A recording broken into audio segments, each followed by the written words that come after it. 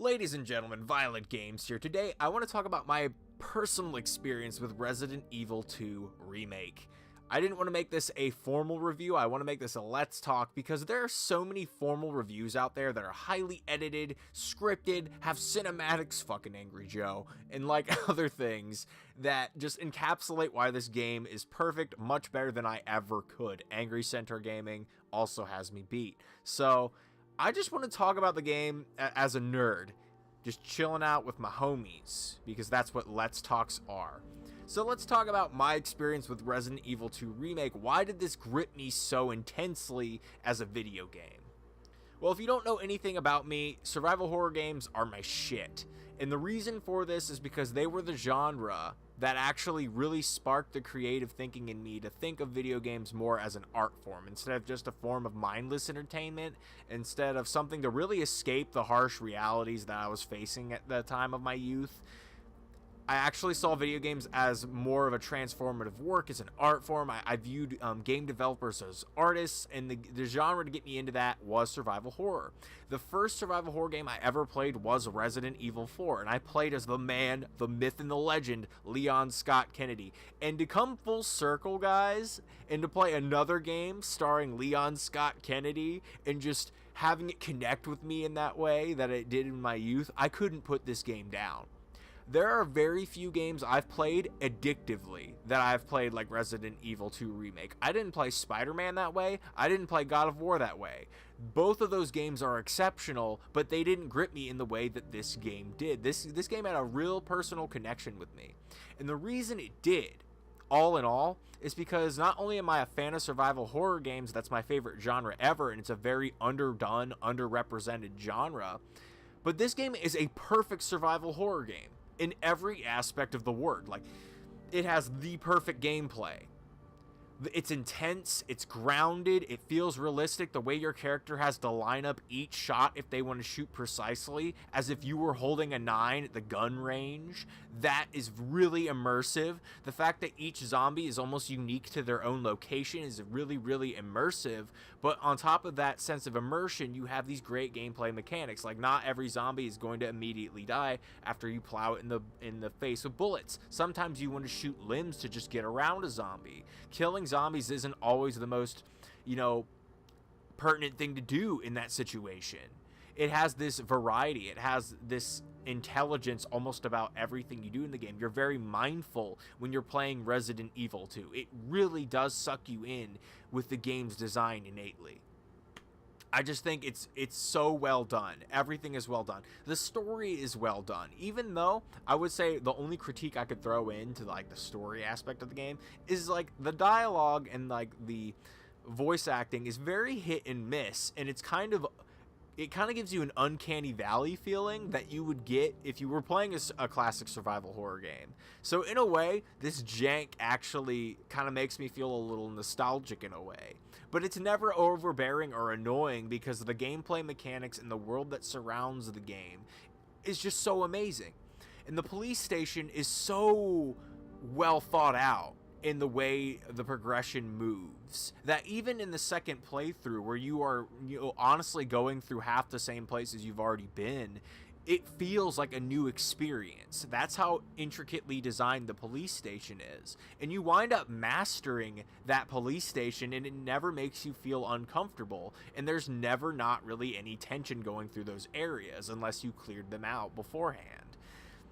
Everything about this game is amazing. The pacing was also really well done. Introducing threats like boss battles and Mr. X into the mix right when you thought you knew everything was perfect. And then giving you more equipment to use, like more guns, more upgrades. Everything about the progression flows perfectly. Like, literally, this game almost doesn't fail in any department. The music that plays in the background when shit is going on is perfect. Nothing, look, I might have even reiterated a few points by accident, but the point is, this game is damn near flawless. The only things that I can complain about, again, are the pseudo-janky voice acting at times. Not all the lines land, really. Sometimes the lines are often flat including the way characters react to zombies at times. But at the same time, it adds so much character that when I point a gun at a zombie and I'm like, God damn it, Leon's like, God damn it, and it's funny. It's funny to have those little interpersonal moments as well. So like, I'm trying to be mean to this game. It's hard.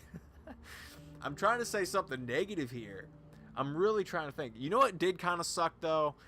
The little girl stealth scenes. I don't want to spoil anything just in case, but there's a forced stealth segment that isn't fun, and I kind of wish wasn't in the game. But you can get past it. It's not too complicated or anything. It's pretty straightforward. And then there's the trial and error scenes. Like, for example, with Ada Wong, that was 100% a trial and error scene. And if you are playing on the hardest difficulty, you will die to that unless you know what the solution is ahead of time, which I thought was a little stupid. I thought that was a little poorly designed, but all in all, everything outside of that, like one puzzly mechanic, that scene was actually really well done. Like the zombies leading up. Look.